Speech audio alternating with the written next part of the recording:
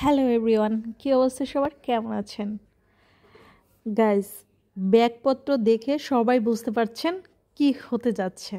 আপনারা ঠিকই ধরেছেন, আমরা আসলে বাংলাদেশে যাওয়ার উদ্দেশ্যে পুরা আমাদের লাগেজগুলো রেডি করে ফেলেছি। দেখতেই পাচ্ছেন কত পরিমাণে লাগেজ হয়েছে।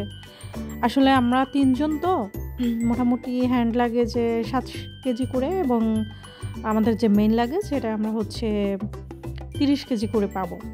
তো আমরা অত বেশি একটা নিচ্ছি না, কারণ আমরা যেহেতু মালয়েশিয়া ঘুরে যাব, তা আমরা অনেক বেশি লাগেজ ক্যারি করতে পারবো না। এই কারণে হচ্ছে অল্প কিছু লাগেজ নিয়ে আমরা যাওয়ার উদ্দেশ্যে বের হচ্ছি। তো দেখতেই পাচ্ছ আমরা মোটামুটি রেডি হয়ে গিয়েছি। সবাই খুব বেশি এক্সাইটেড, অ্যাকচুয়ালি বুঝতেই পারছো 2.5 বছর পরে বাংলাদেশে যাওয়ার জন্য রেডি হয়েছি। আর সাথে আমার ম্যারেজ ডে উপলক্ষে একটা ট্রিট থাকছে মালয়েশিয়া। এই মালয়েশিয়ার সব কিছু আমি শেয়ার করব নেক্সট ভিডিওতে। আজকে আমি দেখাচ্ছি আমরা কেমন মজা করলাম, কিভাবে গেলাম, এবং মেলবোর্ন এয়ারপোর্টটা দেখতে কেমন, এইসব সব কিছু শেয়ার করব। আশা রাখি পুরো সময়টা আমাদের সাথে থাকবেন, অনেক ভালো লাগবে ভিডিওটি দেখতে। যাই হোক, তো জার্নি শুরু করেছি। আমাদের নেইবার ভাইয়া, আমাদের একদম সামনে নেইবার, আমাদের হচ্ছে মোটামুটি নেইবারদের সাথে খুবই ভালো সম্পর্ক। তো ওই ভাই আমাদের আর কি এয়ারপোর্টে ছেড়ে দিবে, ওনার গাড়িতে করেই আমরা যাচ্ছি। তো বের হয়ে পড়েছি, দেখেছো অলরেডি গাড়িতে আছি, এয়ারপোর্টের কাছাকাছি চলে আসছি। চলো ভিতরে যাওয়া যাক। একটু হালকা পাতলা জ্যাম আছে, আর হচ্ছে আমরা খুব তাড়াতাড়ি বের হয়েছি। আমি যে জায়গায় যাই না কেন একটু তাড়াতাড়ি বের হতে চাই, কারণ আমার কথা হচ্ছে আমি গিয়ে বসে থাকবো, তাতে কোনো সমস্যা নেই। কিন্তু ওই একদম মুখোমুখি টাইমে গিয়ে খুব দৌড়াদৌড়ি করব, এই জিনিসটা আমার একদমই ভালো লাগে না। যাই হোক, ভেবেছিলাম হয়তো একটু এয়ারপোর্টের কাছাকাছি একটু জ্যাম থাকে, হালকা পাতলা একটু সময় লাগবে, কিন্তু আসলে কোনো সময় লাগে নাই। ভাইয়া আমাদের ছেড়ে দিয়েছে, আমরা তিনজনেই ভিতরে ঢুকেছি, ভাইয়ার গাড়িটা পার্ক করেনি, আমরা নেমে গিয়েছি, উনি চলে গিয়েছে। যাই হোক, এসে দেখি অনেক সময় আমাদের হাতে, আর বলাই হয়নি আমরা যাচ্ছি হচ্ছে মালয়েশিয়ান এয়ারলাইন্সে। দেখা যাক কেমন হয়। এবার হচ্ছে ফার্স্ট টাইম মালয়েশিয়া এয়ারলাইন্সে যাচ্ছি। আমরা সবসময় সিঙ্গাপুর এয়ারলাইন্সই ব্যবহার করে থাকি, কিন্তু এবার যেহেতু আমাদের মালয়েশিয়া একটা ঘোরার প্ল্যান রয়েছে, ওই যে বলেছি আমার ম্যারেজ ডে উপলক্ষে একটা সারপ্রাইজ দিবে ফ্লোরার বাবা। এটার জন্য কি সারপ্রাইজ আমি জানি না, ও শুধু বলেছে চলো একটা সারপ্রাইজ আছে, আর হচ্ছে আমরা একটু থাকবো 3 দিন, ঘোরাঘুরি করবো। ওখানে হচ্ছে আমার ননাসের ছেলে থাকে আর ওর ফ্রেন্ড আছে, তো মজাই হবে আশা রাখি। যাই হোক, যেহেতু হাতে অনেক সময় তাই একটু ঘোরাঘুরিও করলাম, আর আমাদের লাগেজগুলো অলরেডি দিয়ে দিয়েছি। সো এখন আর তেমন কোনো টেনশন নেই, এখন শুধু ঘুরবো আর খাবো। যাই হোক, ফ্লোরা বললো ম্যাকার্স খাবে, এর জন্য আর কি ম্যাকার্সে ঢোকা। যে খাবার মোটামুটি টুকটাক খেয়েই এসেছি, আবার ফ্লাইটেও দিবে। তারপরও যেহেতু অনেক সময় আছে, ফ্লোরার ড্যাডি জিজ্ঞেস করলো কী খাবে, আমি বললাম যে আমি শুধু একটা কফি, আর ফ্লোরার জন্য চিপস বার্গার নিয়েছিল। পরে দেখলাম যে আমার জন্য বার্গার নিয়ে আসছে। যাই হোক, এখানে এয়ারপোর্টের ভিতরে আসলে সত্যিই ভালো লাগে, অনেক মজা হয়। মানে একটা বাড়ি যাওয়ার একটা ফিলিংস তখনই শুরু হয়ে যায় না? সবার ক্ষেত্রে একই অবস্থা, আপনাদের ক্ষেত্রে একই অবস্থা। যাই হোক, আমরা আসলে একটা ল্যাপটপ কিনেছিলাম, এই কারণে হচ্ছে ট্যাক্স রিটার্ন করার জন্য এখানে এসেছি।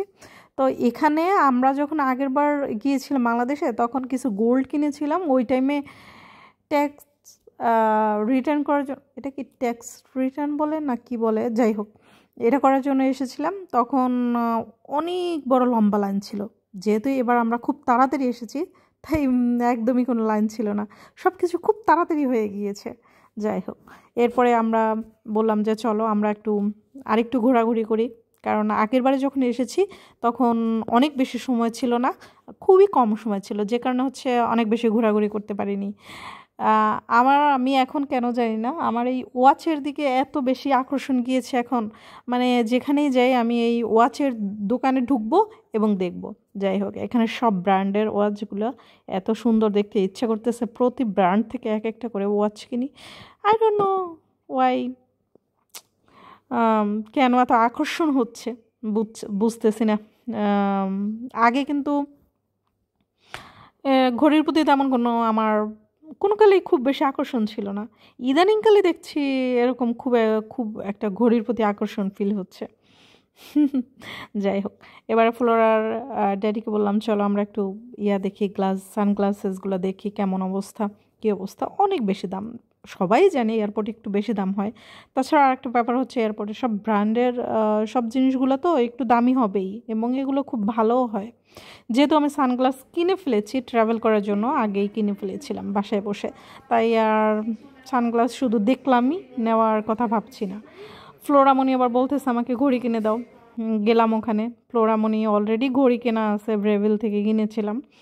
ও খুব আহামরি কিছু না, একই টাইপের, ব্র্যান্ডেড দেখে মনে হয় বেশি দাম নিয়েছে।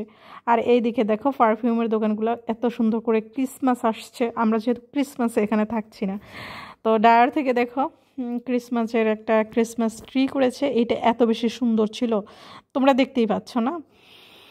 যাই হোক, খুবই ভালো লাগতেছিল। একটু সময় নিয়ে বের হলে এয়ারপোর্ট একটু ঘুরে ঘুরে দেখা যায়, এই জিনিসটা কিন্তু বেশ লাগে। এটা হচ্ছে খুব তাড়াতাড়ি, মানে খুব কম সময় নিয়ে আসলে খুব তাড়াহুড়ো করতে হয়, তখন ভালোভাবে দেখাও যায় না। এবারে সবচেয়ে ভালো একটা ব্যাপার হয়েছে, ফ্লোরা একটু বড় হয়েছে, বুঝতে শিখেছে, আর এই কারণে সে খুব মজাও করতে পারতেছে। গতবারে যখন গিয়েছিলাম তখন সে মানে যেই দোকানে যেতাম শুধু সেই দোকানেই কেনাকাটা করতে চাইতো। এইটা একটা খুবই একটা খারাপ লাগতো, দেখা যেত অনেক টানাটানি করে আনতে হতো, ও কান্নাকাটি করতো, এটা ভাল লাগতো না। কিন্তু এইবারে হচ্ছে সে খুব বুঝতে শিখেছে, খুব আনন্দ করেছে। যাই হোক, আমরা অনেক সময় এখানে কাটালাম, ভালো লাগলো, ঘোরাঘুরি করলাম। এখন আমাদের যাওয়ার সময় হয়ে গিয়েছে, আমরা আসলে আর বেশিক্ষণ ওয়েট করব না, মোটামুটি 1 ঘন্টা নেই বোধহয়, আধা ঘন্টার মতো সময় আছে। তো ভিতরে গিয়ে বসলাম, মাঝে টুকটাক এদিক সেদিক ফ্লোরা একটু ঘোরাঘুরি করলো শোকে।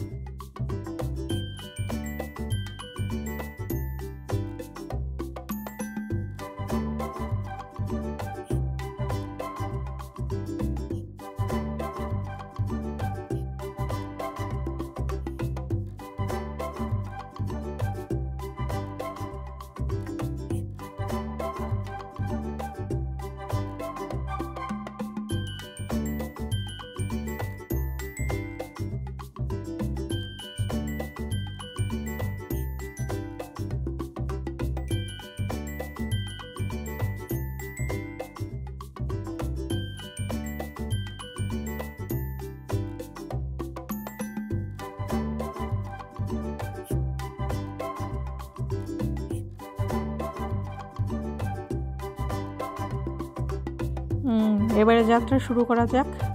আমার সমস্যা হচ্ছে কি, ফোনটা যেহেতু আমার হাতে, আবার হাতে একটা হ্যান্ড লাগেজ, এটার জন্য একটু ঝামেলা হচ্ছে। ফ্লোরা একদমই ক্যারি করতে চায় না, একটা হ্যান্ড লাগেজ আমরা আসলে মেন লাগেজের সাথে দিয়ে দিয়েছি, কারণ যে আমাদের যেহেতু কিছু ওয়েট কম ছিল, তো একটা হ্যান্ড লাগেজ ওর সাথে দিয়ে দিলাম। আর ফ্লোরা ক্যারি করতে চায় না বলতে মানে ওর একটু ঝামেলা হচ্ছে, উপরে ব্যাকপ্যাকটা থাকায় একটু ঝামেলা হয়। তো আমি ফ্লোরাকে রিকোয়েস্ট করলাম, সে আবার রিকোয়েস্ট করলে একটু শুনে। যাই হোক, হেঁটে হেঁটে যাচ্ছি।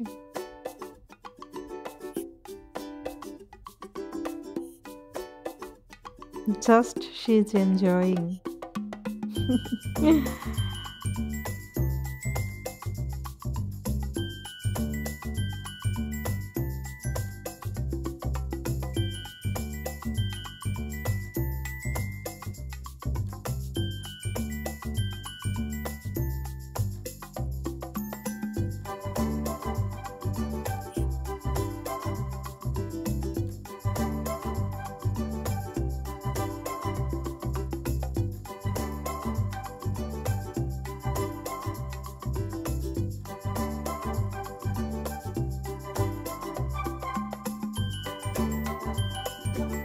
আমাদের সিট খোঁজাখুঁজির পালা শেষ, আমরা মোটামুটি বসে পড়েছি, বেশ রেডি টু গো। ফ্লোরা তার করার জন্য, অ্যাক্টিভিটি করার জন্য জিনিসপত্র পেয়ে গিয়েছে। ফ্লোরা ভালো আছে, ও এটা খুব করে, এনজয় করে, আঁকাঝাঁকা পছন্দ করে।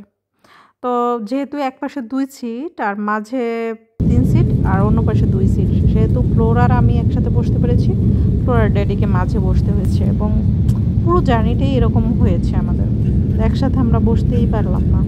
যাই হোক, চলো যাওয়া যাক মালয়েশিয়ার উদ্দেশ্যে। দেখা যাচ্ছে, এই ব্যাপারটা আমার খুবই ভালো লাগে। মনে হয় যেন একদম তুলোর মধ্যে দিয়ে যাচ্ছি না, এটা আমি সবসময় এনজয় করি। আর বুকের ভিতরে একটু ধকধকও করে, কারণ বুঝতেই পারছো আমি যতটুকু এনজয় করি তার চেয়েও বেশি ভয়ে থাকি যখন ফ্লাইটে থাকি। যাই হোক, আমাদের খাওয়া দাওয়া এসে গিয়েছে, ফ্লোরা নিয়েছিল। আমি মালয়েশিয়া ফ্লাইটে একটা জিনিস দেখেছি, এখানে প্রথমে একটা পিনাট প্যাকেট দেয়। এই জিনিসটা খুবই মজা লাগে আসলে, হঠাৎ করে একটা পিনাট প্যাকেট পাওয়া ভালো লাগে খেতে। আর তোমাদের আগেই বলেছি, ফ্লোরা ফ্লাইটে কোনো ঝামেলা নেই, ও অনেক ঘুমায়। প্রথমবার আমরা যখন ছিলাম তখন বেশ স্কেয়ার্ড ছিলাম, ভাবছিলাম কান্নাকাটি করে কিনা, কারণ অনেক বাচ্চারই কান্নাকাটি করে কিনা, কারণ জানি না আমি। তবে ফ্লোরা ওই টাইমেও পুরো সময়টা ঘুমিয়ে কাটিয়েছে, এই টাইমেও সে একটু পরেই ঘুম দেয়। আমাদের ফ্লাইটটা এখনও অস্ট্রেলিয়া ত্যাগ করেনি, এখনও অস্ট্রেলিয়ার ভিতরেই আছে। সবচেয়ে আমার ভয় লাগে যে যখন আর কি সাগরের উপর দিয়ে যায়, মহাসাগরের উপর দিয়ে যায়, তখন হচ্ছে একটা কেমন যেন লাগে। যাই হোক,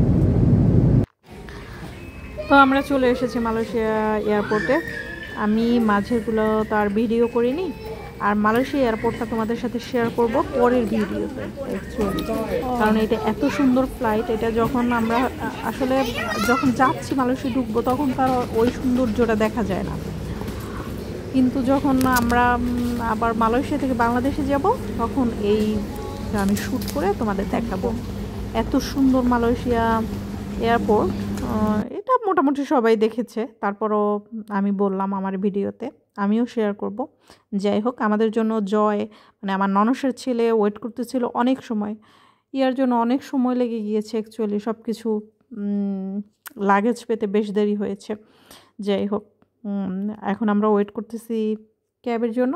আমরা এখান থেকে ক্যাব নিয়ে হোটেলে যাব। অ্যাকচুয়ালি আমরা এয়ারবিএনে একটা বাসা নিয়েছি, তো একদিন করে থাকবো। এই ভিডিওগুলো তোমাদের সাথে শেয়ার করব। এইখানে হচ্ছে আমাদের বাসা। আমরা অনেক সময় প্রায় 2 ঘন্টা ড্রাইভের পরে আমরা আমাদের গন্তব্যে এসে পৌঁছেছি। আশা রাখি পরের ভিডিওগুলো তোমরা আমার সাথে থাকবে। ওকে।